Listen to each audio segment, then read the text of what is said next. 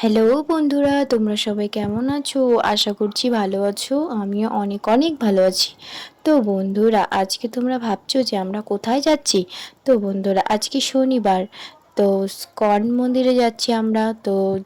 উম, শু- তো বন্ধুরা, শুক্রবার রাত্রেবেলা রথের মেলা ছিল। তো তার জন্য আমরা আমাদের বাড়ির সামনে যেহেতু রথের মেলা, তাই আমরা রথের মেলাতে আমাদের বাড়ির সামনেই মেলাতে ছিলাম।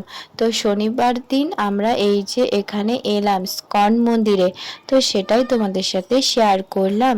তো তো চলো বন্ধুরা, দেখা যাক ইসকন মন্দিরের ভিতরটা কেমন, তোমাদের সাথে সবটা শেয়ার করব। তো বন্ধুরা দেখো, আমরা ভিতরে চলেই এসেছি। আর এসেই না আমার মন্দিরের সব থেকে যেটা ভালো লাগছে, আকাশটা। আকাশটা এত সুন্দর লাগছিল, আর ভেতরটা যেহেতু অনেকটা ফাঁকা, এর জন্য আকাশটাকে দেখতে খুব সুন্দর লাগছিল। তো দেখো মন্দির, এটা হলো মন্দির। তো বন্ধুরা, আমরা মন্দিরে ঢুকে গেলাম আর সিঁড়ি দিয়ে উপরে উঠে যাচ্ছি। তো তোমরা দেখতে থাকো।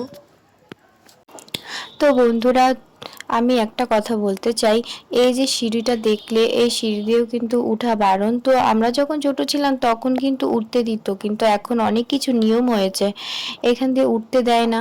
তো নিচেই থাকতে হবে, নিচে ঘুরতে হবে। আর সব থেকে বড় কথা, মন্দিরের ভেতরে না মোবাইল নিয়ে ঢোকা বারণ। মানে মন্দিরের ভিতরে সবাই যাও, সবাই পুজো পুজো করো, ঠাকুরের কীর্তন হচ্ছে। আর কীর্তনটা খুবই সুন্দর হয়, খুবই সুন্দর হয়। তো তো বন্ধুরা, কীর্তনে না সবাই যেতে পারে, কিন্তু ওখানে মোবাইল নিয়ে ঢুকতে দিবে না। তো যাই হোক, আমরা ভিতরে গেলাম না, বাইরে থেকেই যা করলাম। তারপরে বাইরে চলে আসলাম, কারণ রাত হয়ে গেলে পরে বাইরেটা আর কিছু দেখাবো বুঝতে পারবে না কিছু, অন্ধকার হয়ে যাবে।